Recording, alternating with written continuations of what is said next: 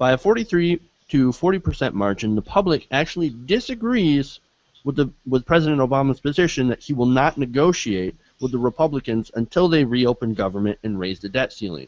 Now, that's actually kind of surprising because I take the opposite approach. I don't think he should negotiate anything. Neither do I. I don't think so at all. That's ridiculous. Me, it's non-negotiable. Again, like I don't want to keep beating the poll people up, but to me it's the phrasing of the question.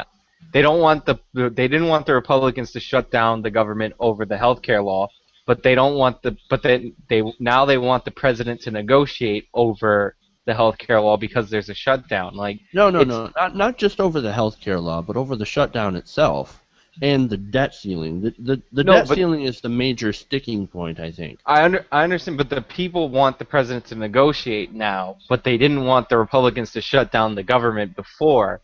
So it's really, to me, it's about the negative statement, because when you say you won't negotiate, like that sounds bad.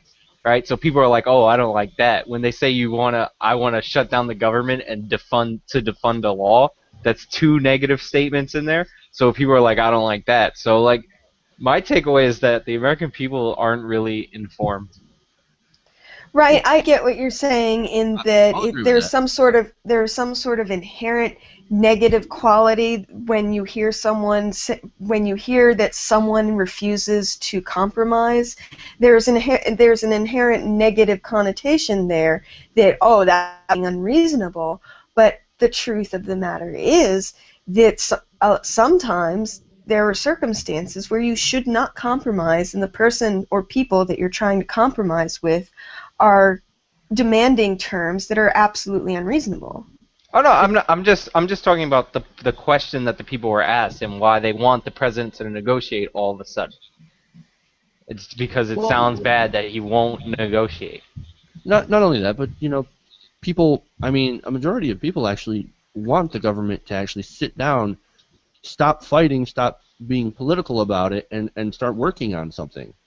Now, as far as the details go, I'm sure that you're right that a lot of people don't quite get the nuances and details of politics. They just want our politicians to stop crying like little bitches and actually get along and start doing something instead of shutting down the government. Well, the problem is I think most of the American people have this mindset that both sides want to help the country and want to do what they think is best for the country. But they just have different ideas about how to go about that when it's just not true. The Republicans are not working for the American people, and most of the Democrats are not working for the American people at this point either. They're working for their corporate donors and their corporate funders and, the people that are really making their pockets all nice and thick and cushy. But to me, the polls, it just reminds me of like those Medicare polls where it's like, where in the poll they say Medicare will like run out of money by this time, and they ask the people, do you want to cut Medicare? They say hell no, right?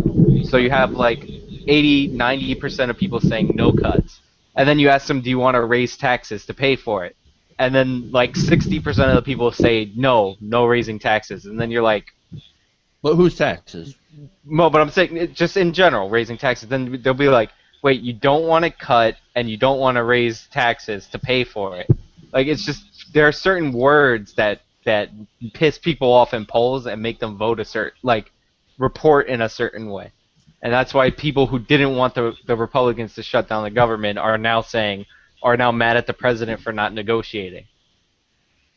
Right, yeah, I get what you're saying. The wording of polls can change things dramatically. Like, for instance, I mean, like the whole gun control issue. If you ask someone, would you like to see common sense gun control laws in order to prevent mentally ill people from acquiring handguns, then the polls will probably be a lot more positive. But if you ask the question, do you want to ban guns? Yeah, do you want to ban guns or restrict the Second Amendment? Then you're going to get a huge negative response from people. Right. It's like people, to not to get too far into the weeds, but it's like people who are in favor of right to work and in favor of collective bargaining rights, because they both have the word rights in them, and that makes people. That right there, that's a good example of an oxymoron. But Right. in polls, like you see it in polls, is what I'm saying. Well, this one isn't exactly a liberal polling organization, by the way. It's the Wall Street Journal. Yeah, and it's against. But I'm saying it's against Obama. It's not a liberal poll. Like, Yeah. if it is a liberal poll, they're doing it wrong.